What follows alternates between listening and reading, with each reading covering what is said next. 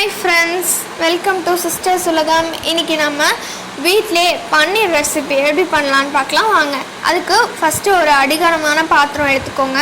அதுல நான் 1/2 லிட்டர் பால் சேர்த்திருக்கேன். இன்னைக்கு நான் உங்களுக்கு 1/2 லிட்டர் தான் செஞ்சு காட்ட போறேன். நீங்க உங்களுக்கு தேவைக்கு ஏத்த மாதிரி நீங்க கம்மியாவோ இல்ல ஜாஸ்தியாவோ பால் வச்சு நீங்க செஞ்சுக்கலாம். இப்போ நீங்கள் பால் சேர்த்த பிறகு ஹை ஃப்ளேமில் வச்சு கொஞ்ச நேரம் கைவிடாமல் கிண்டிகிட்டே இருங்க. நல்லா கிண்டணும். அதுக்கப்புறம் உடனே நீங்கள் லோ ஃப்ளேமுக்கு மாற்றிடணும். ஒரு 5 மினிட்ஸ் 10 மினிட்ஸ்க்கு அப்புறம். இல்லைனா உங்களுக்கு அடி பிடிச்சிரும். அதனால தான் கைவிடாமல் கிண்டணும்னு நான் சொன்னேன். ஹை ஃப்ளேமில் இருக்கும்போது கண்டிப்பாக நீங்கள் கைவிடாமல் கிண்டணும். இப்போது 1/2 லெமன் எடுத்துக்கிறேன்.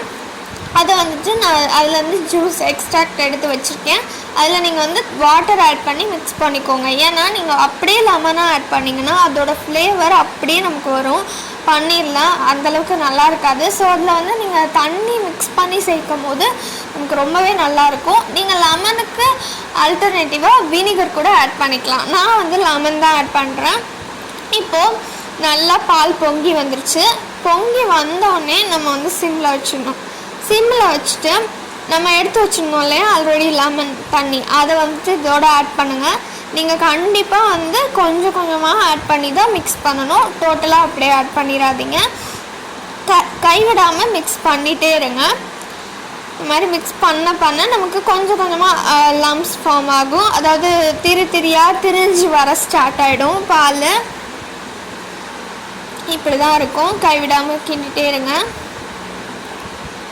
இப்போது நான் ஒரு பாதி அளவு ஆட் பண்ணிட்டேன்.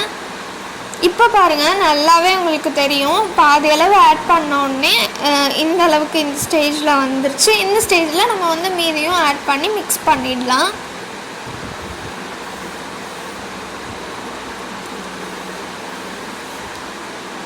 இந்த மாதிரி தான் இருக்கும்.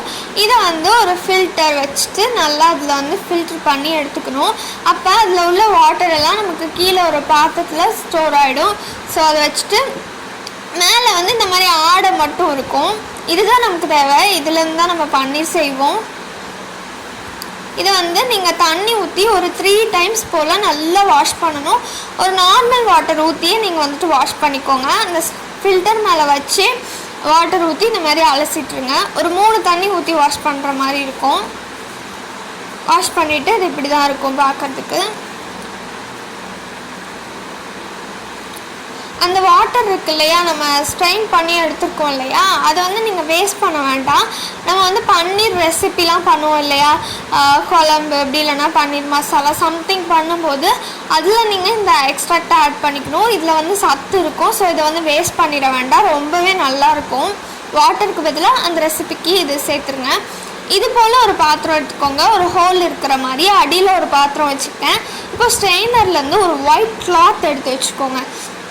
நல்ல ஒரு வெள்ளை துணி காட்டனில் அதை எடுத்துகிட்டு அதில் உங்களுடைய அந்த கலெக்ட் பண்ணியிருக்கோம் இல்லையா, அதை அந்த ஆடை அந்த பாலாடையை ஆட் பண்ணிவிட்டு பன்னீரை ஆட் பண்ணிவிட்டு நல்லா பிழிஞ்சு விட்டுக்கோங்க. நல்லா எவ்வளோ தண்ணி கீழே போணுச்சு பார்த்தீங்களா. பிழிஞ்சிட்டு இங்கே மேலே ஒரு பாத்திரம் வச்சுருக்கேன். அதுக்குள்ளே ஃபுல்லாக நான் வாட்டர் ஃபில் பண்ணியிருக்கேன். ஸோ இந்த மாதிரி ஃபில் பண்ணும்போது வெயிட் அதில் ஆட் ஆன் ஆகி உள்ளே இருக்கிற வாட்டர் எல்லாம் நமக்கு ஸ்ட்ரெயின் ஆகிடும். ஸோ அந்த மாதிரி வைக்கணும். நமக்கு இந்த மாதிரி ஷேப்பில் வச்சா இந்த மாதிரி ரவுண்ட் ஷேப்பில் கிடைக்கும். அதுக்காக நான் இப்படி வைக்கிறேன். அப்படியே வச்சிடணும். இந்த பார்த்திங்கன்னா தெரியும். இந்த மாதிரி ஷேப்பில் தான் வச்சுருந்தேன். ஸோ 2 ஹார்ஸ் போல் நான் அதே மாதிரியே வச்சுருந்தேன். ஒரு பாத்திரம் வச்சு மேலே நம்ம இடிப்போம்ல அந்த கல்லை வச்சுட்டேன்.